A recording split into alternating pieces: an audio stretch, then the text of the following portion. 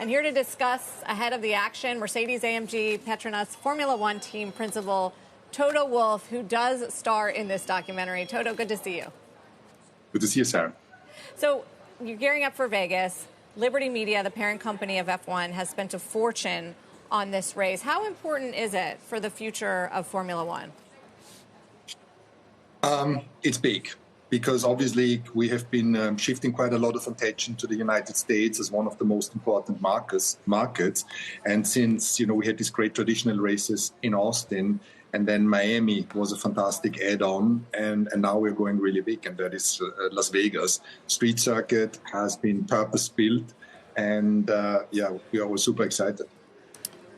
How do you quantify the impact that it will have on the sport and on the sport's growth in the U.S. market? Liberty has made a considerable investment in Las Vegas, building their own structure, and I hope that it will be one of the great attractions in the United States. Now, hopefully, it's all gonna pinnacle up for this weekend and have lots of people and great excitement and entertainment. How do you think about where growth is going in the U.S. market? In the documentary, I look at some of the story here, Drive to Survive on Netflix, a big part of it, the Miami race, which is new, now Vegas. But how much more space do you think there is to grow here? I think we have a pretty good setup at the moment. We are obviously racing also in Montreal and in Mexico City, so our footprint is good there. I would see this as a correct representation of a global sport, the World Championship, Formula One World Championship. But it is a market that is, as I said before, highly important for us. And since Drive to Survive and the great entertainment that the sport has provided, the Lewis Hamilton Max Verstappen Championship in 2021, we have seen that phenomenal growth in the United States. We have, but I don't have to tell you, this year Max Verstappen just won in Brazil, his 17th race of the season, a record streak. How problematic is that for the sport? Well, as you know, we have some devoted Mercedes fans out there, small and larger. And it's about us, striking back.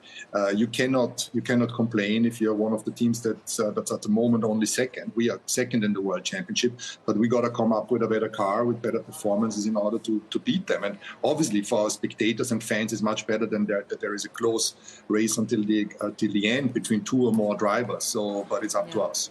Yeah, so you're very focused on the development for the 2024 car. We're at the end of the season now. How confident are you that you are going to have a car that can compete with Red Bull? Never in my life I have been confident. I'm more the glass half empty guy, always, looking into the abyss rather than being optimistic. But I think we are well on track for next year. We've completely changed the concept of our car.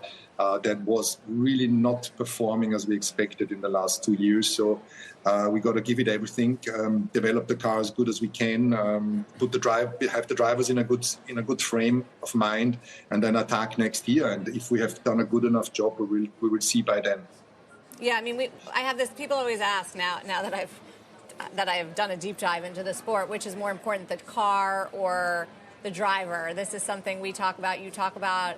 Is the car more important than the driver? You've got Lewis Hamilton, who's arguably one of the best drivers in history. Now, you're the expert. What would you judge? I think it's what I say is the car is most important, but you can't have a winning car without a winning driver as well. If you have the worst driver and a winning car, it's not going to cut it. And Red Bull's showing us that, right? You see, Sarah, you're the expert. Nobody can tell you anything about Formula One anymore. It's, the best driver in a bad car is never going to win a race nor a championship. But equally, you can't win a championship with the best car and the driver not being on the top of this game. So I think fundamentally you need a very strong car, and then it's about adding it with the best possible driver you can have, and that's going to be the winning formula.